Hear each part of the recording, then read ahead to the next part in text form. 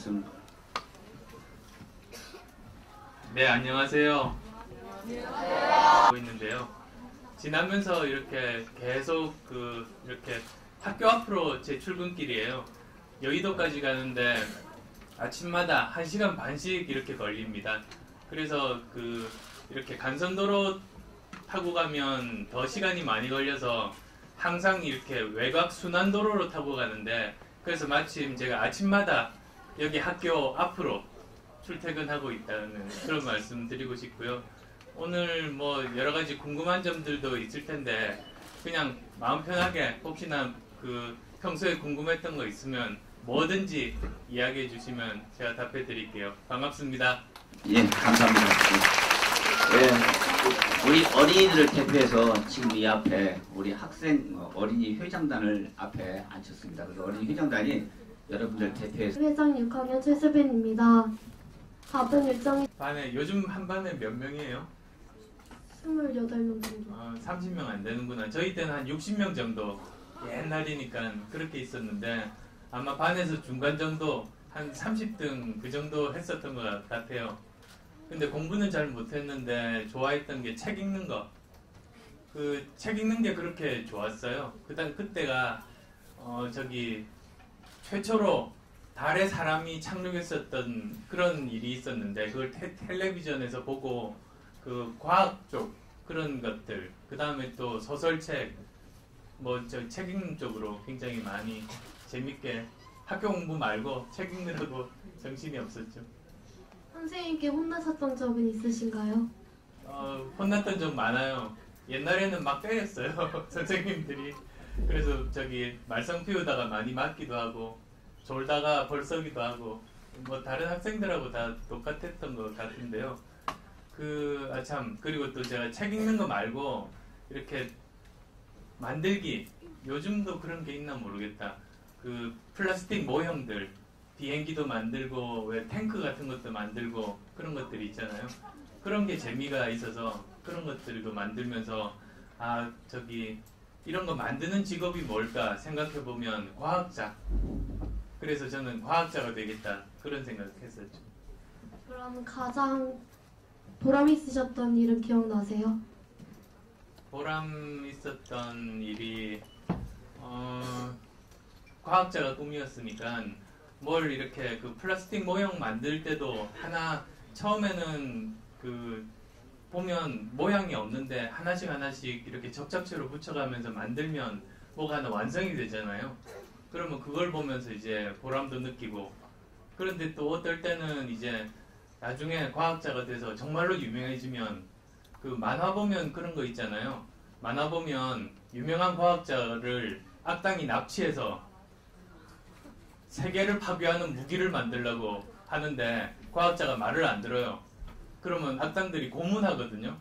그걸 생각해보면 과학자는 되고 싶은데 나중에 잡혀서 고문당할 때 아픈 거 어떻게 참지? 그런 고민 했었죠.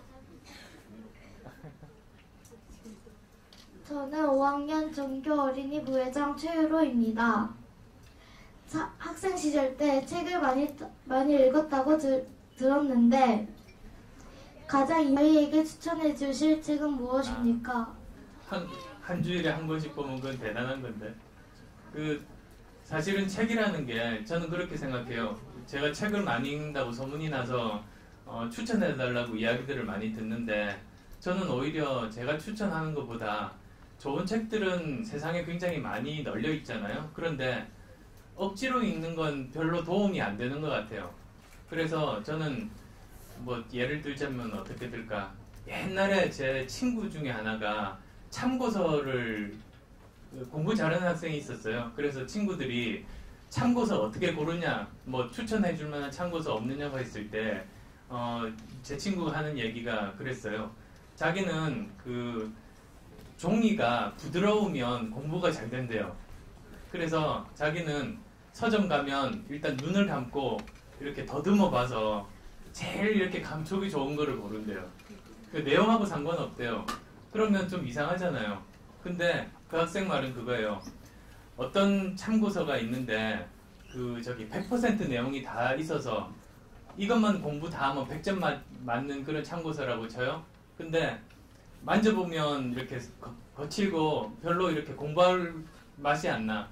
그러면 한 80% 정도만 뽑아들여서 80점밖에 못 받는데, 어떤 참고서는 내용이 적어서 90%만 뭐 90점 맞을 정도 내용만 들어있지만 자기가 이렇게 만져보면 촉감이 좋아서 열심히 공부해서 전부 다 흡수해서 뭐 90점 맞으면 그게 더 좋은 거 아니겠느냐, 그런 이야기들을 하는데요. 그러니까 서점에 가서 직접 가서 자기가 보고 싶은 책 고르는 게, 그게 그 학생한테 제일 맞는 거예요. 보고 싶은 생각이 없는데 누가 좋다고 해서 억지로 읽으면 그건 오히려 그 좋은 책을 자기가 보고 싶을 때 만나서 보게 되면 정말 자기한테 도움이 될 건데도 너무 미리 그런 좋은 책을 만나게 되면 실망만 하고 헤어지고 다시는 안 만나게 되죠. 그래서 정말로 좋은 책들은 이렇게 그 자기가 읽고 싶은 생각이 드는 책이 그 학생에게 제일 좋은 책이다, 그 이야기를 드리고 싶고요. 저 개인적으로는 SF 소설을 좋아했어요. 그래서 SF 소설 중에서 아이작 아시모프라고 있거든요. 근데 이제 뭐 저기 로봇 시리즈도 그 사람이 있었고, 파운데이션 시리즈라고 있어요. 그 마치 그 로마 역사처럼 미래에 어떤 그 은하 제국이 나타나서 그 은하 제국이 저기 성립됐다가 망했다가 다시 또 태어나고 막 이런 굉장히 장대한 서사시 같은 그런 소설이 있었어요. 그래서 그런 것들도 저는 참 재미있게 봤고 그런 기억들이 나네요. 예. 책뿐만이 아니고 사람도 의사, 컴퓨터 프로그래머, 컴퓨터 백신 개발자, 서울대 교수, 지금까지 그런 직업을 선택하시게 된 과정이 궁금합니다. 근데 열심히 하다 보면 이제 제가 의대에서 했던 일이 심장 부정맥, 심장이 왜 뛰는지 그 연구하는 거였어요. 심장이 이렇게 만져보면 혼자서 뛰죠. 근데 어떻게 혼자서 뛰는가, 그쪽 연구하던 일을 했는데, 그걸 하다 보니까 컴퓨터를 잘 알면 제가 하는 일에 도움이 되겠더라고요. 그래서 또 컴퓨터 공부도 열심히 했어요. 근데 그러다 보니까 컴퓨터 바이러스가 갑자기 발견이 되고, 제가 가지고 있던 컴퓨터 실력으로 치료할 수 있었죠. 그래서 백신을 만들었어요. 근데 또 바이러스가 새로 나오는 거예요. 그러면 두 번째 백신이니까 백신 2라고 이름을 붙여야 되는데 이름이 길죠. 그래서 그때 줄여서 제일 앞자만 따서 V2라고 했어요. 그 다음 또 세 번째 바이러스가 나타났어요. 그래서 제가 백신 3가 아니고 V3라고 했죠. 그게 이제 지금도 여러 사람들이 쓰는 V3 시작인데, 원래 이제 백신 약자였어요. 세 번째 백신 이런 게 V3인데, 그 하다 보니까 이제는 의사 일도 하고 백신 프로그램도 만들어야 되는 거예요. 근데 두 개 다 하기는 굉장히 시간이 없죠. 그래서 하나를 택해야 되고, 하나 택할 때 고민하다가 좀 더 정말 의미가 있고 많은 사람들 도와줄 수 있고 저도 계속 재미있게 일할 수 있고 그런 쪽을 택했어요.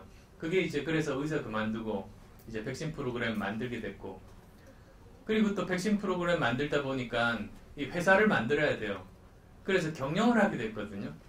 그래서 회사를 이렇게 경영을 하다가 다시 또 보니까 경영은 잘 되는데 다른 회사들이 어려운 거예요. 다른 사람들이 힘든 거예요.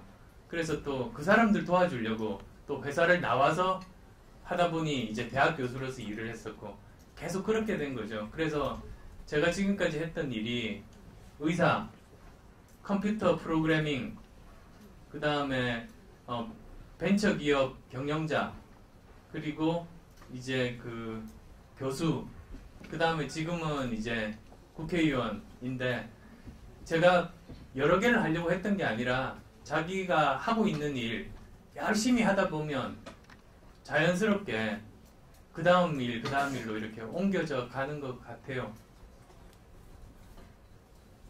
그리고 지금까지 하셨던 직업 중에서 의원님 성격에 가장 맞는 직업은 무엇인지 궁금해요. 성격에 안 맞았으면 그 일들을 못했을 것 같은데요. 그러니까는 어떤 일을 하는 게 중요한 게 아니라 거기서 얼마나 보람을 찾는가가 중요하잖아요. 그렇게 놓고 보면 제가 그 일을 했던 그 순간에는 제가 했던 일이 최고 좋은 일이었어요.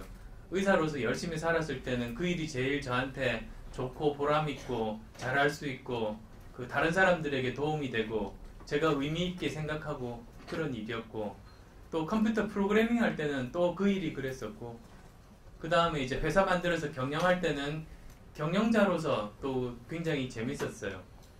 그리고 뭐 교수할 때도 또 마찬가지였고, 자기가 지금 하고 있는 그 순간의 그 일이 자기가 정말로 보람 있고 재미있게 할 수만 있다면 그 어떤 일을 하든 상관없는 것 같은데. 내년에 중학생인데요. 이번 겨울방학 때 무엇을 하면 또 방학 숙제하고 그래도 시간은 남을 것 같은데. 그 방학 때는 그 여러 가지 저는 경험하는 게 좋다고 생각해요. 여러 가지 다양한 경험. 우리나라에 직업이 몇 개 있게요? 직업이 우리나라 직업이 한 10,000개쯤 돼요. 그리고 아마 일본이 한 15,000개 되고 미국이 거의 30,000개 돼요. 직업 숫자가 참 많아요. 근데 우리나라가 지금 우리 경제 규모에 비하면 직업 숫자가 그렇게 많지가 않아요. 그게 무슨 이유가 있는 건데요. 어쨌든 그 10,000개 직업 중에서 여기 있는 사람들이 결국 하나만 골라야 되잖아요. 10,000개 중에 하나를 골라야 되는 거예요. 근데 그게 대학교 나오고 뭐 저기 회사 갈 때 고르는 게 아니라 사실은 지금부터 그 10,000개 되는 것 중에서 뭐가 나한테 맞을지를 사실은 지금부터 준비하는 게 좋죠. 그런데 그래서 그 직업이 뭐 그냥 막연하게 나는 뭐 하고 싶어 이런 게 아니라 실제로 자기한테 맞는지 간접 경험을 해보면 좋아요. 그래서 어떤 전문가 찾아가서 직접 이야기를 나누면 제일 좋고, 만약에 못 그런다면 그냥 이렇게 그 사람이 쓴 책을 통해서 아, 이 직업이 어떤 직업이구나 이런 것들을 알 수가 있거든요. 뭐 예를 들면 나는 물리학자가 되고 싶어 이런 학생 있어요? 물리학 있을 수 있는데, 예, 어쨌든 물리학자가 되고 싶으면 뭐 물리학 교수님한테 물어볼 수도 있고, 아니면 그 리처드 파인만이라는 유명한 물리학자 있어요. 그 사람이 쓴 책이 굉장히 재밌거든요. 그 뭐 파인만 씨 농담도 잘하시네요 이런 책이 있어요. 그 책 보면 야, 물리학이라는 게 또 이런 측면도 있고 이렇게 재밌구나. 식당 가서 흔들리는 그 조명 보면서 거기서 뭐 수식 계산하고 있고 막 그 사람 그런 일들이 나와요. 그러니까는 이제 그런 간접 경험을 한다든지, 또는 다양한 사람들을 만나서 이야기를 나눠본다든지, 또는 여행을 떠나서 전혀 모르는 그런 환경 속에서 한번 이렇게 경험의 폭을 넓힌다든지, 사실은 그런 일들을 하는 게 방학의 저는 의미 같아요. 그래서 방학 숙제도 열심히 해야 되지만 빨리 해치우고 나머지 시간은 뭐 그런 부모님들하고 상의해서 그 어떤 뭐 새로운 간접 경험을 할 수 있는 그런 일들을 지금 하면 좋겠어요. 저희 부모님께서는 중학생 님께서는 공부도 잘하시고 미남이시고 오히려 저는 그 이렇게 초등학교 5학년, 6학년 때 아, 나는 왜 이렇게 공부도 잘 못하고 운동도 남들보다 그렇게 잘하는 편도 아니고 나는 왜 이렇게 잘하는 게 별로 없지? 그 고민을 했었어요, 사실은. 그리고 뭐 좋아하는 여학생도 없는 것 같고 계속 그랬었는데, 그러면서 오히려 그 다른 사람들에 대해서 여러 가지 처지에 대해서 이해의 폭이 넓어진 것 같거든요. 예를 들면 제가 책을 볼 때도 그 줄거리 보고 재밌었던 게 아니고 책에 나오는 주인공들, 왜 저 사람은 저렇게 생각할까? 왜 저 사람은 저렇게 바보같이 저 조금만 다른 쪽 선택을 하면 되는데 왜 저 귀신 영화 같은 데서 보면 그 이상한 소리가 들리면 도망쳐야지 꼭 그 문을 열어서 귀신한테 당하잖아. 그러니까 왜 사람이 저럴까? 뭐 그렇게 생각하면서 그 책들도 보고 하다 보니까 다른 사람들에 대해서 굉장히 이해를 많이 하게 됐어요. 그러다 보니 나중에 이제 그 회사 사장 됐을 때, 제가 회사 사장 됐을 때 회사 경험도 안 한 사람인데 그 굉장히 직원들 그 마음들을 이해를 많이 하게 되면서 그 회사가 잘 됐던 경험들이 있어요. 그래서 다 그게 결국은 세상은 여러 사람 함께 사는 거여서 지금 중요한 거는 그 뭐 한자로 역지사지, 다른 사람이 왜 저렇게 생각할까, 그 사람 마음속에 들어간 것처럼 해서 그 사람을 이해하려고 노력하는 거, 그런 것들이 더 중요한 것 같아요. 그래서 좋아하는 여학생은 있었는데 그 여학생이 저는 별로 안 좋아했어요.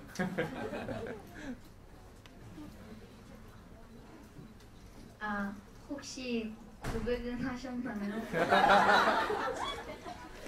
그게 하도 옛날이라 그 당시에는 그런 거 없었어요.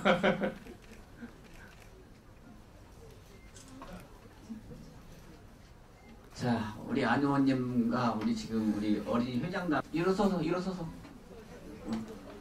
거기서 크게 얘기해. 다 알아들으니까. 아, 왜 다 웃지? 안녕하세요. 저 6학년 6반 고동현인데요. 이야기를 했었죠. 그래서 그 결국은 우리나라에서 여러 가지로 힘든 사람들이 많잖아요. 그래서 그 정말로 힘든 분들 도와주는데 조금이라도 역할을 할 수 있으면 좋겠다. 사실은 그런 마음이었고, 그 제가 그때 이야기를 했던 제일 마지막에 이런 이야기를 했어요. 미래는 이미 우리 곁에 와 있다고. 근데 그게 단지 널리 퍼져 있지 않을 뿐이다. 그런 이야기들을 했었죠. 그래서 보면 우리가 현재 지금 살고 있는데 과거와 미래가 다 같이 있어요. 보통 사람들이 그렇게 생각 안 하는데요. 우리가 지금 현재의 모습에서 과거부터 안 없어지고 머물러 있는 것들도 보고 미래에 어떤 방향으로 갈 건지 그게 동시에 이렇게 나와 있는 그런 경우들이 많이 있거든요. 그래서 어떻게 하면 제가 했던 여러 가지 일들, 의사로서의 경험, 컴퓨터 프로그래밍 하면서 IT 전문가로서 경험, 그리고 또 회사 경영하면서 경영자로서 경험, 그리고 또 그 대학 교수로서의 경험, 이런 것들을 잘 살려서 조금이나마 이제 현재 우리 옆에 있는 미래를 보다 더 많은 사람들이 먼저 이렇게 혜택을 볼 수 있도록 그런 쪽에 일을 하고 싶었죠. 예, 동현아, 그거 너무 어려운 질문이야. 나는 아직 그거 이해 못해. 저 의원님, 초등학교 때 혹시 부산에 역할 한번 해보신 적 있어요? 아니요. 아, 그래요. 예. 여기 지금 바로 옆에 있는 상계고등학교에 이승기 그 연예인이죠. 예. 이승기가 여기 네. 학생회장 출신이에요. 아, 그렇습니까? 근데 예. 우리 안 의원님 보면은 꼭 학생회장 많이 하신 분 같죠? 안 그래요? 초등학교 때 꿈은 뭐 있어요? 초등학교 때? 과학자였습니다. 아, 과학자요? 예, 예. 근데 과학자라기보다 뭔가 만드는 사람. 예, 예. 그래서 이 세상에 없었던 것을 내 머릿속에서 상상만으로 그치는 게 아니라 그걸 실제로 만들 수 있는 사람. 그게 과학자라고 생각했는데요. 컴퓨터를 처음 접하다 보니 컴퓨터가 그렇더군요. 그래서 내가 머릿속으로만 막연히 상상하던 걸 컴퓨터에서 직접 프로그래밍을 하면 그 화면에 내가 머릿속에 상상했던 게 그대로 나오니까, 그래서 이게 정말로 내가 어릴 때부터 꿈꿔왔던 그런 모습이겠구나. 그래서 IT 전문가가 된 겁니다. 예, 예. 지금 이 스마트폰이 지금 뭐 에디슨 이후에 가장 큰 발명품이라는 그런 얘기도 있는데, 앞으로 이 스마트폰이 어느 정도까지 발전할 것 같아요? 아마 스마트폰이 따로 이렇게 있기도 하지만 요즘 같으면 이제 웨어러블 컴퓨터라고 예. 이렇게 그냥 있는 컴퓨터죠. 컴퓨터가 따로 이렇게 있는 게 아니라 사실은 옛날에 컴퓨터는 집에서 큰 화면에서 일만 봤었잖아요. 근데 사실은 저 스마트폰이라는 게 컴퓨터를 이제 들고 다니게 됐어요. 근데 이제는 입고 다니게 되거나 또는 아예 뭐 자기도 모르는 사이에 예를 들면 그 안경에 요즘 이제 컴퓨터가 들어가잖아요. 그래서 안경에서 모든 걸 다 하는 식으로 이제는 더 이상 저런 모습이 아니라 그냥 이렇게 입고 있는 또는 쓰고 있는 것에 포함되는 형태로 아마 갈 겁니다. 예, 예. 그 공상 소설이나 영화를 보면은 사람이 그 날아다니는 중국 영화에서 보통 그런 장면이 많이 나오는데 그건 좀 다른 것 같습니다. 예. 네, 그건 좀 다른 것 같고요. 근데 중국 영화에서 날아다니는 건 쿵푸 하는 거 아닌가요? 그거 이제 공상과학 영향에서 날아다니는 거랑 좀 예, 다른 것 같은데. 줄로 채갖고 날아다니는 건데 근데 요즘에 지금 자전거 나르는 자전거가 지금 개발됐지 않습니까? 지금 나르는 자전거도 예. 그렇다면은 이게 어느 과학이 얼마나 앞으로 발달할지 우리 아이들이 앞으로 공부할 수 있는 그 영역이 얼마나 넓을지 그것도 저희들 굉장히 궁금하고요. 예, 그러니까 이제 과학이라는 것도 사실은 사람이 상상하는 거를 현실로 만드는 거거든요. 그래서 여기 있는 학생들도 요즘 뭐 이공계 깊이 이야기가 많은데 그게 꼭 깊이 할 건 아닌 것 같아요. 오히려 적성에 맞는 부분이면 이공계도 과감히 도전해서 그 열심히 하시면 그 아마도 여기 있는 학생분들이 이제 뭐 사회에서 이제 20대, 30대 이렇게 될 때는 그 부분이 굉장히 중요하고 그쪽이 오히려 더 각광받지 않을까 그렇게 생각합니다. 예, 저는 학교장으로서 우리 아이들이 교문에 들어오는 순간부터 웃자. 학교는 행복한 것이다. 예. 공부는 못해도 즐겁게 생활하자. 그게 제 주관인데 의원님은 혹시 집에서 좌우명이나 저는 이제 개인적으로는 매 순간 최선을 다하자. 그게 이제 제 그 무슨 사명, 소명 같은 겁니다. 그러니까 그 시험 칠 때 뭐 이렇게 예를 들어 볼까요? 그 수학 시험이 며칠 남았죠. 근데 사흘 남았다 쳐요. 사흘 후에 수학 시험이 있는데 사흘 내내 공부를 해야 그거를 제대로 시험 볼 수가 있는데 하루를 그냥 놀아버렸어요. 그래서 이제 이틀밖에 안 남은 거예요. 공부 다 도저히 못해. 그러면 그때 어떤 학생들은 그냥 다 포기하고 그냥 이틀 다 놀아서 시험 망치기도 하잖아요. 근데 저는 그렇게 생각 안 하고 오히려 이제 지금 저한테 남은 이틀, 그러니까 하루 논 거에 대해서 후회하고 막 자꾸 마음 쓰기보다 나한테 이틀이 주어져 있는데 이틀 동안 할 수 있는 한 최선을 다하자. 이틀 동안 할 수 있는 것만 하고 그냥 시험 보자. 그렇게 생각하면서 계속 했었거든요.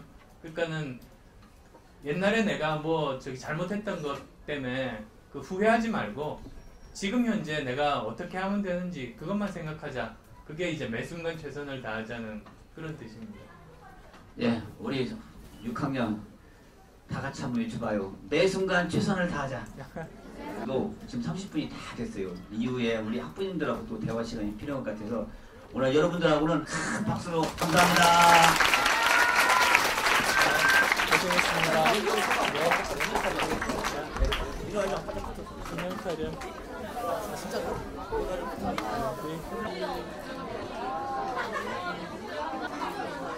오케이, 예. 잠깐, 바람 놓으세요.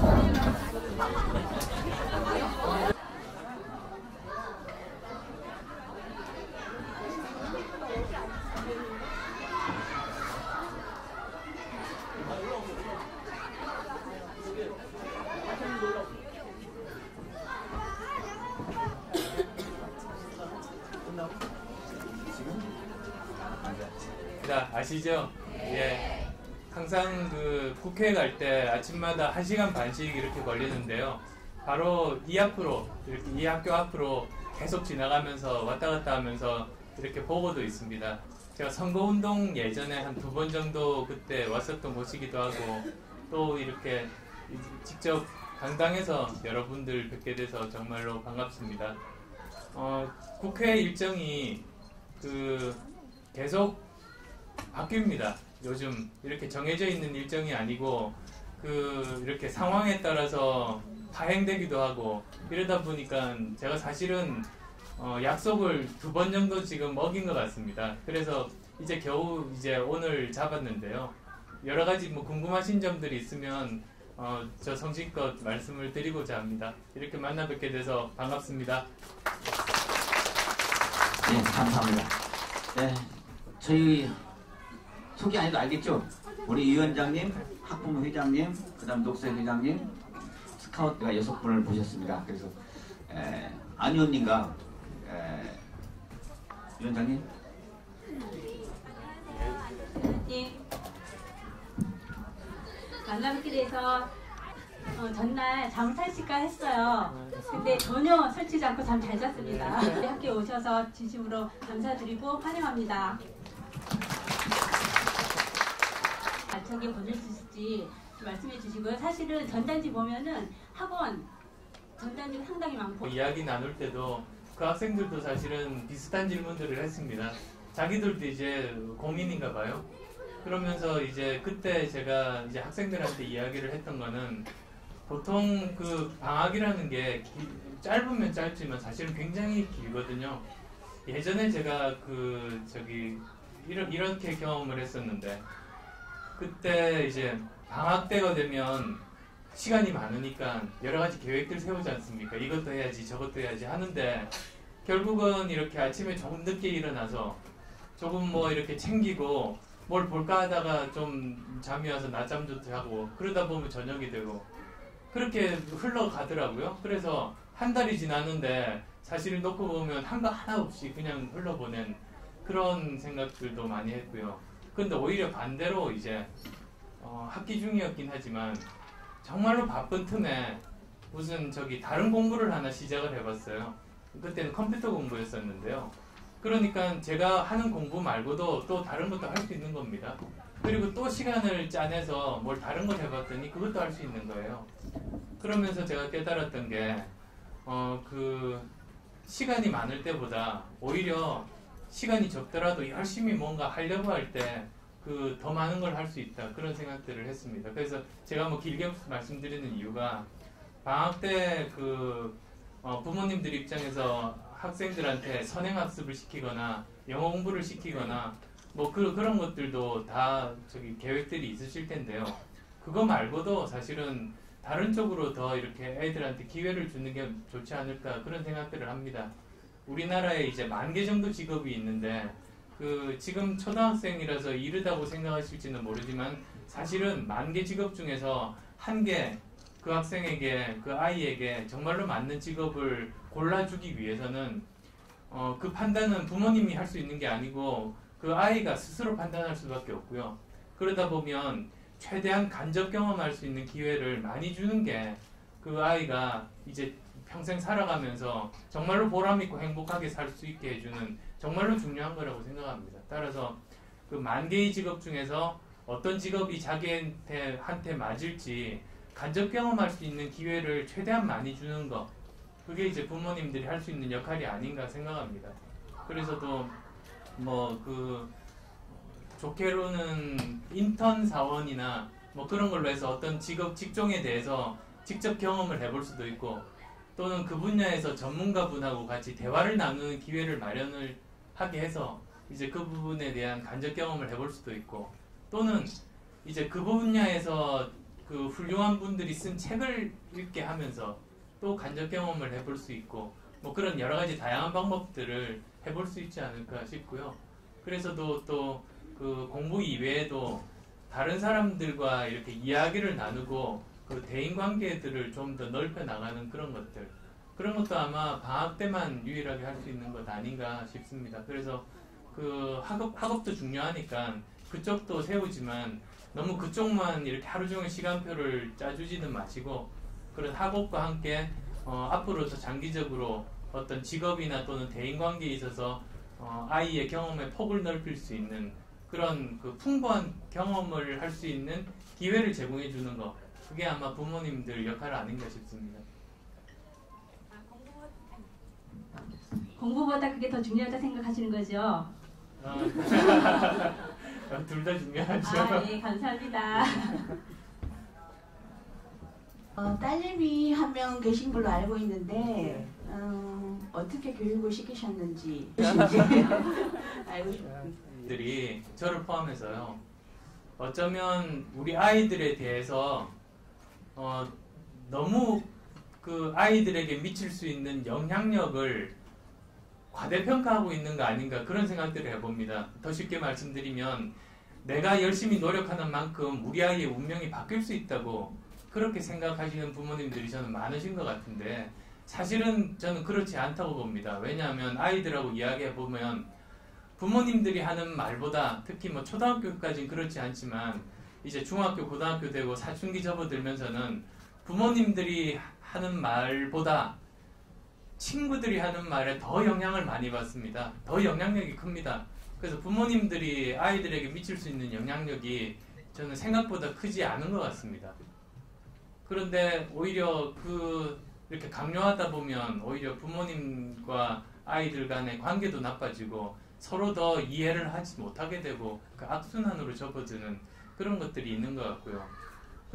그래서 저는 부모님들의 역할은 그 직접적으로 아이들의 그 운명을 바꾸는 역할이라기보다 그 환경의 역할, 그러니까 아이들의 환경을 바꿔주는 역할, 그리고 또 환경의 일부분으로서 부모님들이 역할이 있다. 저는 그렇게 생각합니다.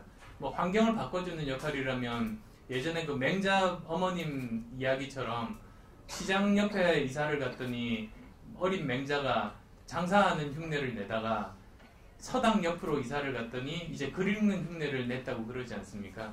그래서 아이들은 그 주변 환경이나 친구의 영향을 굉장히 많이 받게 마련이라서 그런 것들을 만들어주는 건 부모님들이 하실 수 있거든요.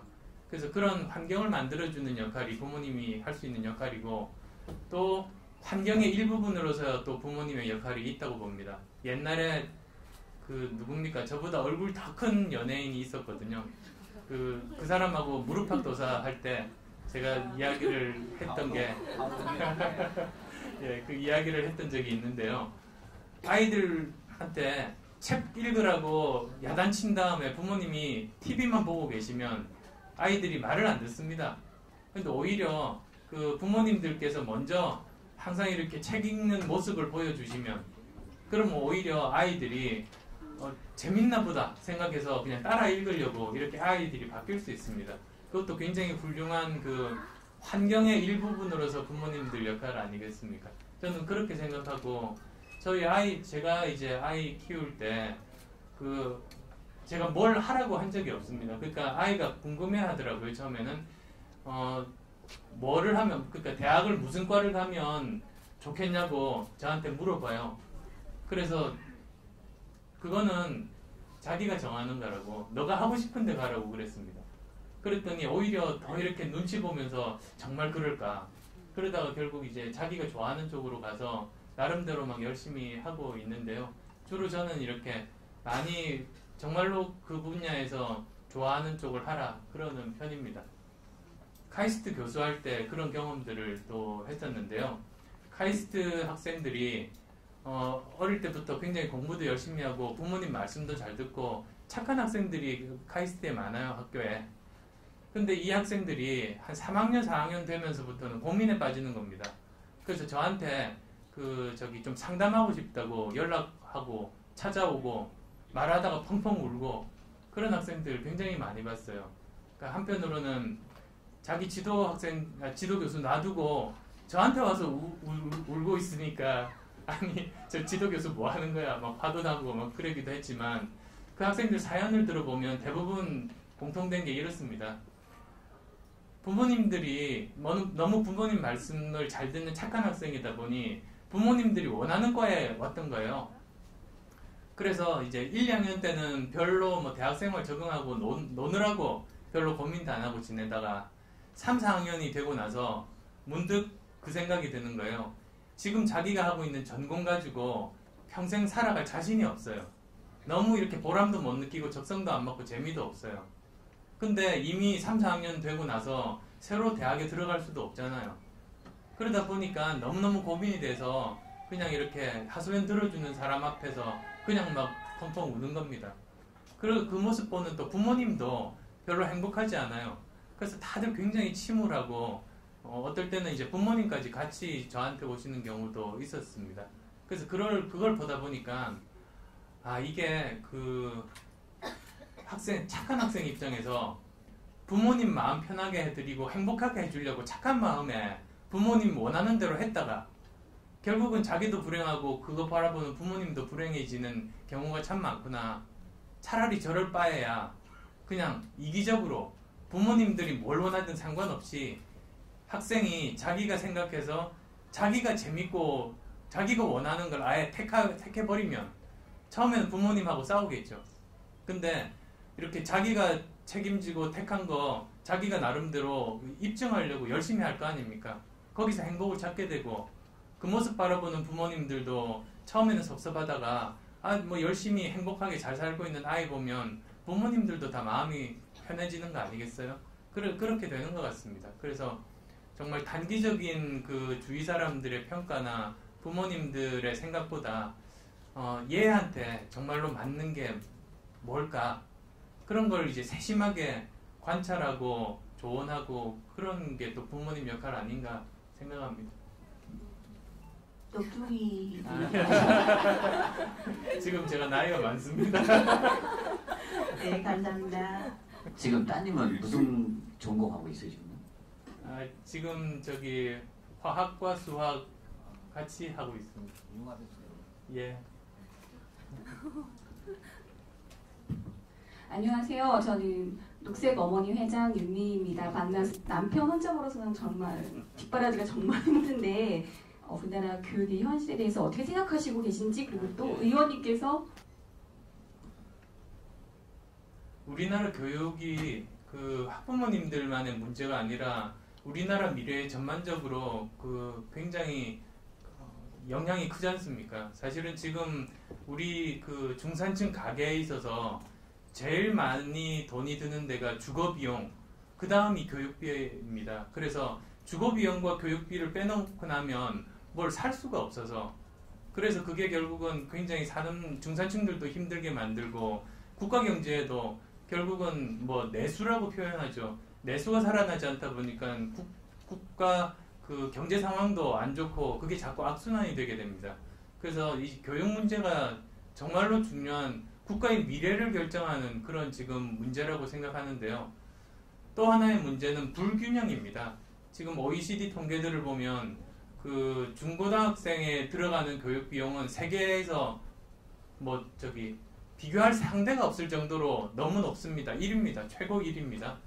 그런데 교육비 중에 중고등학생만 교육비가 필요한 게 아니라 그 어른들도 필요합니다. 요즘같이 이렇게 복잡한 세상에서는 자기 전공 분야 그 전문성을 계속 유지하기 위해서도 끊임없이 공부를 해야 그냥 살아남을 수 있고, 그리고 또 나이 들어서 은퇴하신 분들은 그대로가 아니라 지금은 뭐 여명이 80세, 뭐 90세 이렇게 자꾸 높아가는 입장에서는 다른 쪽 일을 하셔야 되지 않습니까? 그런데 그러려면 사회에서 그분들에 대해서 교육을 시켜드려서 그분들이 다른 직종으로 성공적으로 정착할 수 있어야 제2의 인생을 설계를 할 수 있습니다. 근데 그걸 이제 그 평생교육이라고 부릅니다. OECD 국가 중에서 평생교육비는 우리나라가 꼴찌입니다. 이런 부조화, 이건 무슨 말이냐면 부모님들이 그 자기가 살아남기 위해서 자기한테 써야 될 교육비까지 전부 아이들한테 다 쓰는 꼴이죠. 그래서 그렇다고 아이들이 이 경쟁이 심한 세상에서 그 성공하리라는 보장도 없는 데다가 부모님들까지도 앞으로 살아갈 길이 막막하게 만들고 노후 보장도, 노후에 대한 대비도 전혀 안 되게 하는 지금 이제 전체적으로 그런 상황이거든요. 그래서 그런 의미에서 우리나라에서 이 교육이 이대로 가면 우리나라 미래에 굉장히 큰 위협이 되는 지금은 그런 상황인데요. 교육개혁을 모든 정부마다 외치지만 계속 안 되지 않습니까? 근데 그 이유 중에 제일 중요한 것은 그 사회 구조가 바뀌지 않으면 교육만 개혁해서 효과가 안 납니다. 예를 들면 사회 구조라는 건 이런 겁니다. 그 지금 현재 직장 중에서 떳떳하게 돈 받고 안정적으로 살아갈 수 있는 곳이 대기업에 취직하거나 의사 변호사가 되거나 또는 공무원이 되거나 그 길밖에 없는 상황에서는 아무리 그 저기 입시 제도를 바꾸고 교육 개혁을 한다고 하고 창의적인 교육을 하더라도 그게 소용이 없습니다. 결국은 다 그 아까 말씀드린 세 가지 직종에 들어가기 위한 공부만 하게 돼버리니까요. 그래서 중요한 것은 교육개혁도 중요하지만 사회개혁이 같이 병행이 되어야 된다. 그래서 사회에서 제가 말씀드린 그런 세 가지뿐만 아니라 다른 직종들 자기가 원하는 일을 하더라도 어느 정도는 대우받고 살 수 있도록 그렇게 사회 구조가 바뀌어야 그 다음에 교육개혁도 효과가 있을 수 있다는. 그래서 저는 항상 교육개혁만 보지 말고 사회개혁과 함께 둘을 추진해야 된다는 이제 그 말씀들을 드리는 이유가 그래서 그렇고요. 그 다음부터 두 번째는 교육개혁만 한번 놓고 보죠. 교육개혁 중에서 여러 가지가 있지만 아마 대표적인 게 이제 대학 입시 문제들 아니겠습니까? 근데 대학 입시가 얼마 전에도 발표가 났었죠. 그 문과이과를 폐지하는데 그거를 2018년부터 하겠다. 다음 정부부터 하겠다고 하잖아요. 근데 부모님들 입장에서는 아니 다음 정부가 되면 그때 대통령 될 사람이 바꾸면 그때 또 바뀔 텐데 그건 도저히 믿을 수 없고 결국은 바뀔 수밖에 없다는 불안감. 그래서 항상 교육에서는 예측 가능성이 중요한데 이 예측 가능하지가 않은 겁니다. 지금 그 문제가 있는데요. 저는 그게 좀 저는 이해가 안 가는 게 정권이 바뀐다고 하더라도 저는 방법이 있다고 생각합니다. 뭐냐면 그 지금 현 정부에서는 교육 정책은 현 정부에서 하니까 거기서 계획을 세워놓으면 거기에 대해서 믿을 수 있지 않습니까? 근데 현 정부가 말고 그 다음 정부 또는 뭐 정말 뭐 20년 계획이 있다고 치죠. 만약에 그런 계획을 이 정부에서 세운다면 그걸 그냥 무작정 자기들 생각만 던져놓지 말고 우리나라 같으면 여야 합의를 하는 겁니다. 모든 정치하는 그 뭐 사람들이 다 모여서 장기 계획에 대해서 만약에 합의를 한다면 그러면 정권이 바뀌더라도 거기에 대해서는 어느 정도 신뢰가 있을 수 있지 않겠습니까? 그래서 저는 단기 계획, 이번 정권의 한한 계획은 정권이 뭐 그 자기가 소신대로 계획을 세우지만 그 정권을 벗어나는 기간, 장기 계획은 꼭 있어야 됩니다. 그래야 예측 가능하니까. 장기 계획은 무책임하게 그냥 자기 생각은 이렇다고 던져놓고 그냥 그 방치하지 말고 오히려 책임감을 가지고 장기 계획에 대해서는 여야 합의를 통해서 그거를 이끌어내서 그 국민들에게 앞으로 장기적인 계획에 대한 신뢰를 저는 줘야 된다고 생각합니다. 그래서 그런 식으로 하면 아마도 충분히 예측 가능하면서 이렇게 앞으로 나가지 않을까 그런 생각들을 해봤습니다. 말씀이 참 네. 어렵습니다. 반갑습니다. 저는 컵한 남편이라고 들었어요. 점수를 매기신다면 몇 점 정도를 남편으로서 예. 궁금합니다. 집안에 굉장히 폐를 많이 끼치게 됩니다. 그래서 정치하면서 점수가 확 늦어졌습니다. 안녕하세요. 아름다운 회장 진심으로 축하드립니다. 네, 감사합니다. 그리고 의원님께서 이번에 출마하신 실기 아파트에서 지금 살고 있고 매일 이제 국회까지 1시간 반 걸려서 이제 출퇴근 지금 하고 있는데요. 근데 지난주 말인가요? 지난주 주말에 저희 집 앞에 떡집이 하나 있어요. 거기 가서 이제 떡 사러 갔더니 그분도 그러시는 거예요. 아니 왜 여기서 안 사시냐고.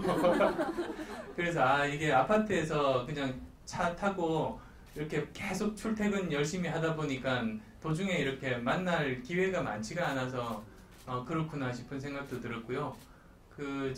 며칠 전 밤에는 그 음식물 쓰레기가 많이 차서 이제 그 파자마 입고 그거 가지고 버리려고 저희는 그 아파트 밖에 그게 버리는 데가 있어서요. 그걸 이제 버리려고 탔는데 보통은 그 아파트에 보통 사람들 많이 안 마주칩니다. 근데 그날따라 유독 층마다 서는 거예요. 그래서 뭐 반상의 분위기로 아파트 반상의 분위기로 엘리베이터 안에서 저는 그냥 그 음식물 쓰레기 냄새 피우면서 뻘쭘하게 이렇게 서 있었는데 동네 주민분들이 이거 그 광고 많이 해주시겠다고 예, 그랬던 적도 있습니다. 사모님하고 같이 사시는 거예요? 예, 그럼요. 예. 그리고 아까 점수 자상하신 남편인지 혼자 이렇게 채점을 한다면 몇 점 정도의 남편인지. 정치인 남편은 항상 최하점 받습니다. 예, 안녕하세요. 저는 학교 운영에 예, 직업이 이제 지금이 5번째 직업입니다. 의사, 컴퓨터 프로그래머, 이제 그 경영자, 대학 교수, 지금 이제 정치하고 있는 거기까지 치면 5개인데 제가 이렇게 직업을 바꾸려고 사실은 의도했던 거는 전혀 아닙니다. 오히려 한 직업에 충실하고자 나름대로는 열심히 했던 편이거든요. 근데 이제 처음 이제 그 스토리가 이렇게 됐습니다. 의사로서 심장 연구를 하게 되는데 컴퓨터를 써야 됩니다. 그래서 컴퓨터를 잘하면 심장 연구에 도움이 될 거라고 싶어서 컴퓨터 공부를 했습니다. 하지 말았어야 되는데. 그러다 보니까 그때 또 바이러스가 발견됐어요. 근데 제 컴퓨터 실력으로 고칠 수 있겠다 싶어서 고쳤습니다. 근데 그 다음부터 요구가 많아져서 할 수 없이 2가지 일을 같이 했죠. 그래서 새벽 3시에 일어나서 6시까지는 바이러스 고치고 나머지는 실험실 가서 토끼 잡고 그러면서 이제 계속 의사로서 의학자로서 계속 삶을 살다가 둘 중에 하나를 택해야 되는 순간이 오게 됐습니다. 바이러스도 매년 2배씩 늘어나니까 이게 새벽에 3시간 가지고는 안 되고 이제 그 의학 쪽 의학자로서 제대로 하려면 뭐 노벨상을 목표로 하려면 그것만 해야죠. 그래서 둘 중에 하나를 택해야 된다고 생각했는데 그때 판단 기준은 뭐 성공 가능성이나 이런 게 아니었습니다. 오히려 어떤 선택이 내가 더 의미를 느낄 수 있고 재미있게 할 수 있고 실제로 제가 잘해서 다른 사람에게 도움되는 구실을 사람으로서 구실을 할 수 있는지 그것만 놓고 봤습니다. 그랬더니 의사는 저 말고도 많은데 바이러스 백신은 저만 만들고 있던 시절이어서 의미가 더 있고 그 다음에 사실 재미도 더 있었고요. 그 참 살아있는 동물 토끼가 우는 거 아세요? 토끼 울음소리 못 들어보셨죠? 그래서 그게 할 일이 아닙니다 사실. 그래서 바이러스는 컴퓨터 바이러스는 잡아도 불평은 없거든요. 그래서 더 재미가 있었고요. 그리고 이제 뭐 둘 다 난 7년 동안 제가 그렇게 살았으니까 둘 다 어느 정도는 역할을 할 수 있는 쪽이어서 그래서 의미 있고 재미있고 잘할 수 있는 선택 뭐 컴퓨터 바이러스 백신 만드는 거겠다 싶어서 그러니까 그때까지 보시면 나름대로 열심히 최선을 다해서 살다 보니까 결국은 다른 일을 선택할 수밖에 없었습니다. 그래서 이제 컴퓨터 바이러스 백신 만드는 일을 하면서 아무도 도와주지를 않으니까요. 국가에서도 도와주지도 않고 해서 회사를 만들고 근데 처음에는 다른 사람 사장을 좀 했으면 했습니다. 저는 기술자지 경영자는 아니지 않습니까? 아무도 없어요. 그러니까 다들 보니까 저거 망할 거 틀림없다고 생각해서 아무도 사장으로 오려고 하지를 않아요. 그래서 할 수 없이 제가 이제 경영자 역할을 하게 됐거든요.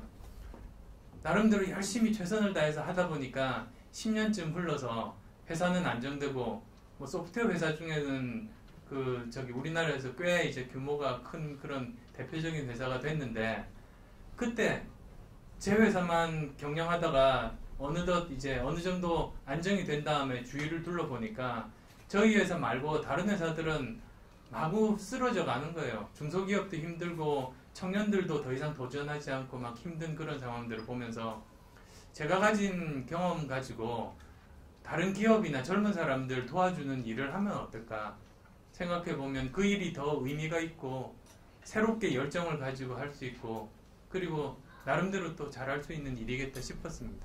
그래서 제가 만든 회사에서 스스로 물러나와서 이제 또 그 일을 하게 됐고요. 그러니까 열심히 살다 보니까 또 그 선택을 할 수밖에 없더라고요.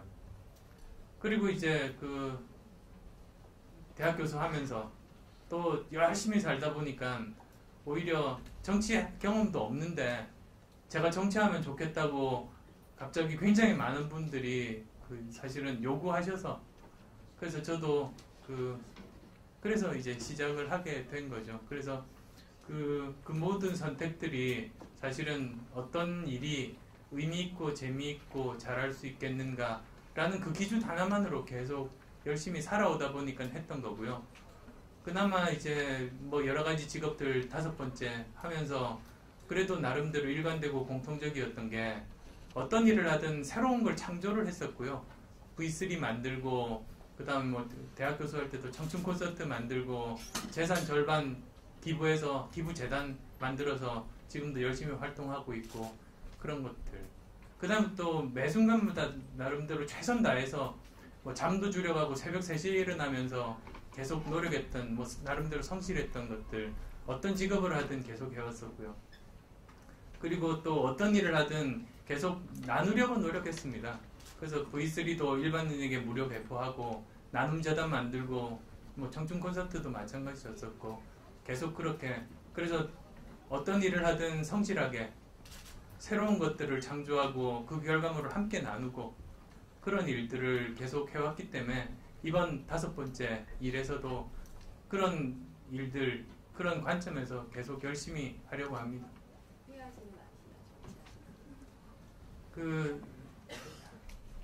제가 책을 많이 쓴 편입니다. 지금까지 11권, 12권 정도 이제 썼는데요. 책 쓸 때마다 이제 느끼는 게 그런 겁니다. 처음에는 이 책을 쓰면 좋겠다. 그래서 출판사하고 이야기합니다. 그래서 계약하고 이제 책을 쓰기 시작합니다. 근데 처음에만 어느 정도 진도가 나가다가 갑자기 글이라는 게 어떨 때는 하루 종일 끙끙대도 거의 뭐 한 페이지도 못 쓸 때가 많습니다. 그런데 마감은 다가오고 출판사에서 독촉 전화 오면서 이제 전화 오면 안 받기 시작하고 피해 다니고 스트레스 많이 받습니다. 그러면서 나중에는 어떻게 되냐면 이제 마감도 훌쩍 넘기고 한 달, 2달 막 흘러가면서 내가 왜 정말 미쳤지. 그때 내가 왜 책 쓴다고 약속했을까. 이번 것만 끝나면 나는 다시 그 짓 안 한다. 그러면서 막 정말 이를 부득부득 갈면서 겨우 원고 다 끝내고 출판사로 넘겨주고 그냥 홀가분하게 완전히 잊어버립니다. 잊어버리고 싶어서. 2주 정도 있으면 출판사에서 뭐가 이렇게 서포로 와요. 그래서 뜯어보면 제가 원고로 넘겼던 게 책이 돼서 제본이 돼서 가제본이 돼서 전달이 되는 겁니다. 그걸 제가 손으로 딱 쥐는 순간 그 순간 그건 정말 잊을 수가 없습니다. 그게 정말 자식 같은 거거든요. 내가 그 노력을 통해서 그 만들어낸 산물 아닙니까? 그걸 이제 정말로 현실로 손으로 잡는 그 순간 몇 달 동안 고생하고 정말 다시는 이 짓 안 해야지 하고 막 그 후회하던 그런 거 다 잊어버리고 다시 다음에는 뭘 하지? 이렇게 되는 거거든요. 그래서 제가 청소년들한테 이야기할 때도 그러거든요.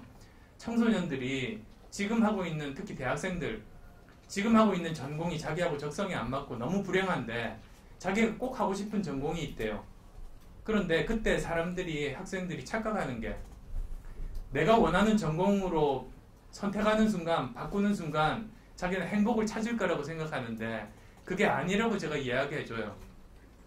그러면 처음에는 좋은데 결국은 그 해나가는 과정에서 또 다시 후회가 오고 너무 힘들고 정말 단순 반복적인 거에 지치기도 하고 회의도 들고 그 연속인 겁니다, 사실은. 그래서 결코 행복해지지 않거든요. 자기가 원하는 일을 해도 행복해지지 않아요, 절대로. 근데 뭐가 차이가 있느냐면 그 힘든 과정들을 끝내고 결과물을 자기가 손으로 쥐었을 때 그것 때문에 그동안의 모든 고생들은 다 잊어버리게 되는 것 같아요. 거기서 보람을 찾게 되는 것 같거든요. 그래서 책 쓸 때도 마찬가지고 지금도 뭐 매 순간은 힘들죠. 근데 그건 제가 옛날에 경험을 했었거든요. 의사할 때도 그랬고 경영할 때도 정말 돈 끌어다니느라고 매 순간 언제 망할지도 모르는 게 절망감에 휩싸일 때도 많았고 학생 가르칠 때도 회의가 들 때도 사실은 많았었고 그런 모든 것들 모든 과정들은 항상 일을 할 때면 똑같은 것 같습니다. 그런데 결국은 나중에 정말로 내가 원래 생각했던 일을 이루어냈을 그 순간 이 지금의 모든 고통이나 어려움이나 회의나 이런 것들은 다 사라질 수 있다. 그 믿음으로 하고 있습니다. 행복한 결과물을 만들 수 있도록 부탁드립니다. 지금 매 순간 최선을 다하신다는 질문이 거의 다 끝나신 것 같아요. 혹시 다른 질문 있으신 분? 말씀하세요.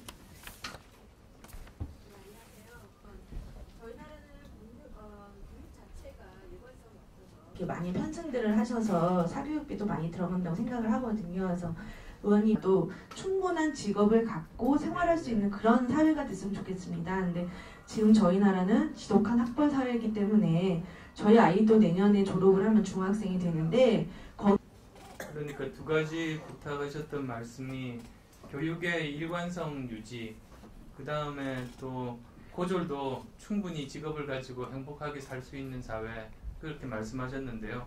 아까 교육 일관성 문제는 그 장기적인 교육들을 앞으로 어떤 정부든 세워야 되고, 그거는 이제 여야 또는 뭐 그 사회 전반적인 그 뭐 사회적인 대타협 기구 같은 거를 통해서 아예 장기적인 계획에 대해서는 어느 정도 방향을 그 공감대를 이루고 확정하면 저는 우리나라도 이런 장기 계획 저는 충분히 수립할 수 있다고 봅니다. 앞으로 저는 그래야 될 거라고 생각하고요.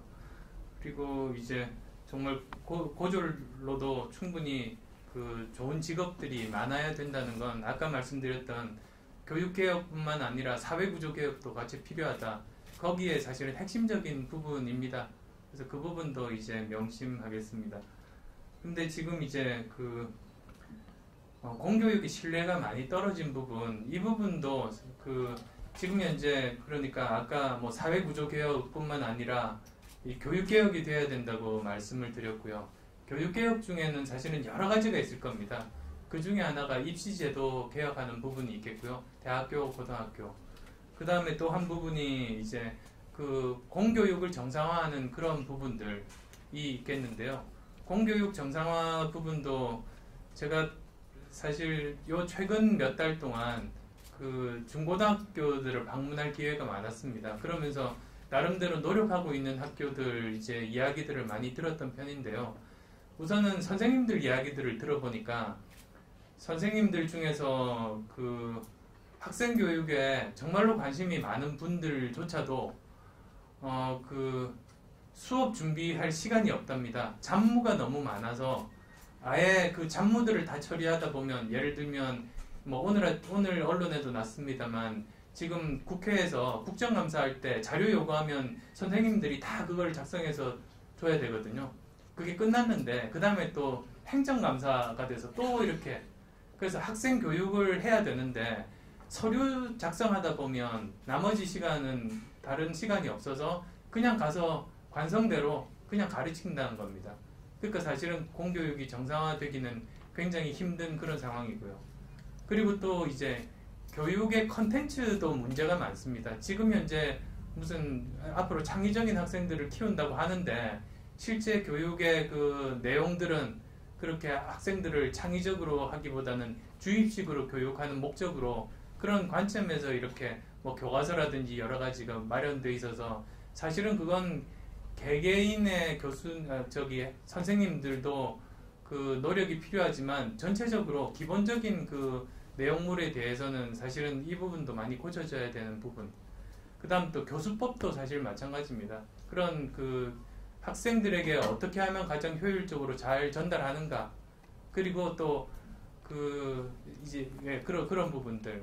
그리고 또 지금 빠져 있는 게 너무 학교에서 학생들에게 공부만 가르친다고 생각하는데 결국은 많은 문제가 그 선생님과 학생과 그 교사 간의 인간관계가 저는 굉장히 중요하다고 생각하는데요. 인간관계가 완전히 빠져 있다 보니까 너무 기계적이고 서로 애정도 없고 책임감도 없고 지금 그렇게 돼 있는 겁니다. 어떤 잘 되는 학교를 한번 가봤거든요. 잘 되는 학교 가보니까 어떤 선생님이 그러시더라고요. 초등학교인데요, 거기는. 아침에 학생들이 오기 전에 그 선생님이 문 앞에서 서 있다가 애들이 오잖아요. 그럼 그냥 꼭 안아준답니다. 그럼 매일같이 그런데요. 매일같이 애들을 한번 안아주고 그 하루를 시작하다 보니까 학교 폭력 때문에 문제가 많았던 학생이 이렇게 다른 애를 안 때리게 됐대요. 두세 달 있다 보니까. 그래서 그런 이야기 들으면서 이게 그 학습 능력도 중요하고 교육의 컨텐츠, 교수법 이야기도 많이 하는데 어쩌면 가장 근본적이고 중요한 건 인간관계 복원이 아닐까. 선생님과 학생 간의 인간관계, 그 다음에 학부모와 선생님과의 관계, 그리고 또 심지어 가정 내에서 부모와 자식 간의 인간관계, 그게 제대로 복원이 돼야 그 다음에 다른 모든 그런 것들이 빛을 발하고 효과를 발휘하지, 기본적으로 인간관계가 형성이 안 되면 다른 뭐 어떤 제도를 도입하거나 뭐 저기 첨단 교수법을 동원하거나 창의적인 학습 컨텐츠가 만들어져도 이게 별로 효과가 없겠구나, 그런 생각들이 들었습니다. 그래서 말씀드린 이런 기본적인 부분들 몇 가지 중점적으로 두고 이제 바꿔야죠. 예, 많이 연구해야 돼요. 신기하네요. 제가 노래 못합니다. 그 부산 말투가 노래하면 정말 잘하시거든. 아주 구수하니. 네, 나오셔갖고 저희가 약속 시간이 3시 20분까지 했어요. 지금 또 여의도로 가셔야 하는데, 의원님 마지막으로 부형님들한테 뭐. 한편으로는 반년밖에 안 지났나 생각이 들다가도 한편으로는 거의 10년 지난 것 같은 그런 기분들도 많이 듭니다. 제가 이제 외부에 이제 이야기할 기회가 많은데요. 저 꼭 노원 이야기를 합니다. 여기 계신 분들한테 많이 배우기도 했고요. 그래서 이제 다른 분들에게 노원 설명할 때 이렇게 하는데요. 우리 노원이 무슨 뜻인지 아느냐? 그 대부분 모르십니다. 그래서 그때 노자는 갈대 노자에 원은 평온할 때 그 벌판 원자다. 그래서 원래 여기가 갈대밭 같은 그런 곳이고, 마들역이 거기가 말이 뛰어놀던 그런 목장 같은 곳이라서 이제 마들역이라고 붙였다. 그래서 이 부분이 정말 그 자연, 그런 그 말이 뛰어노는 갈대밭 같은 그런 곳이기도 하다. 근데 또 한편으로는 그 굉장히 또 형편이 어려운 분들이 공동체를 이루고 사는 곳이기도 하다. 그래서 뭐 저기 노원 사람들끼리는 서로 농담으로 이렇게 이런 말도 주고받는다고 하면서 썰렁한 농담도 합니다. 그게 서울에서 모든 동네 사람들이 다 모였는데 누가 제일 못 사나, 뭐 힘든가, 그 내기를 했답니다. 그랬더니 제일 먼저 손든 데가 일원동.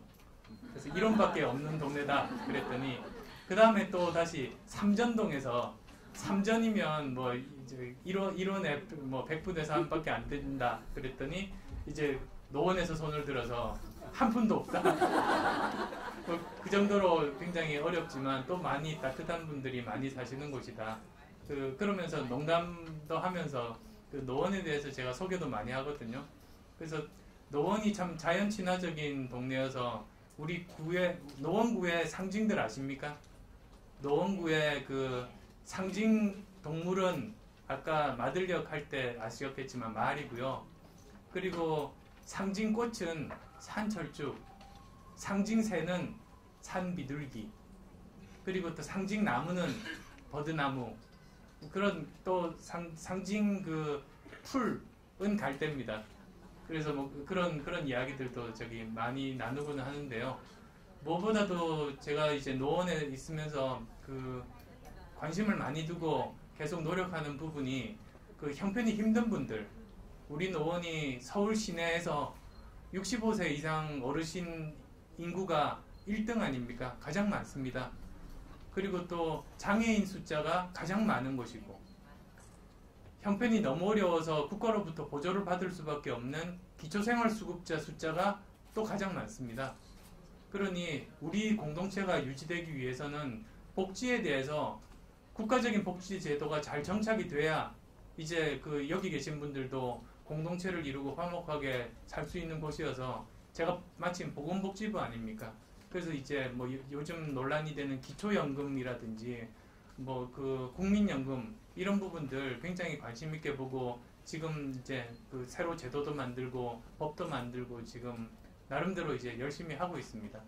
그리고 이제 여기 이제 학부모 분들이 많으시니까요. 저는 항상 중요하게 생각하는 것이 현장에서 직접 이렇게 그 생활하시면서 겪는 여러 가지 문제점들, 불편함들, 또는 지금 이렇게 되면 안 되는데 그런 그 인식들, 그런 부분들은 저는 정말로 중요하게 생각합니다. 그런 부분들 그 저나 또는 그 저희 지역 사무소가 그 부근에 있습니다. 거기 오셔서 이렇게 전달을 해주시면 꼭 잘 살펴보고 제대로 한번 잘 반영하고, 법으로 입법이 필요하면 그건 우리 노원구뿐만 아니라 우리나라 전체로 확대될 수 있는 부분이니까 그런 부분들 열심히 노력하고자 합니다. 그래서 언제든지 그런 부분들 계시면 꼭 이렇게 들러주시고 말씀해 주시고 그래 주시면 감사하겠습니다. 예, 감사합니다. 예, 순간순간 추가해요.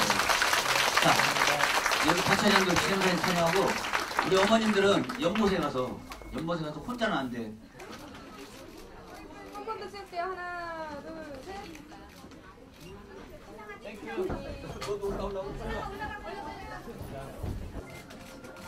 다들 고맙습니다 해야지.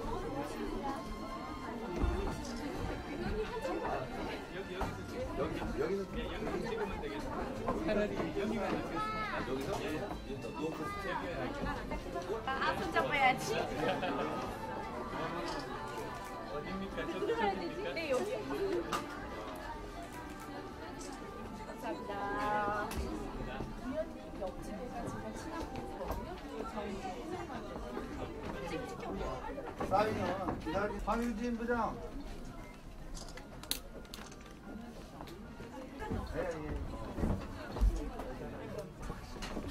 네.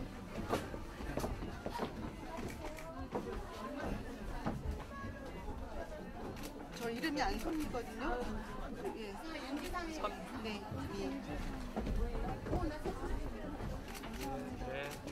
자, 가자 우리 학생 공부하십시오. 사인 받았어?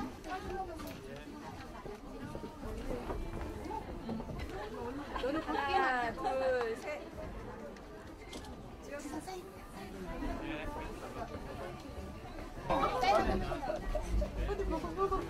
잘못 나왔어.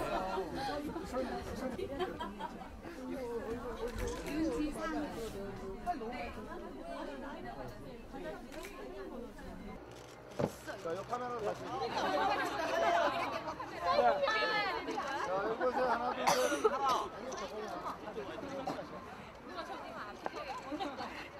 자, 선생님 나오시죠. 다시요? 저기 예, 보고 예. 둘, 셋.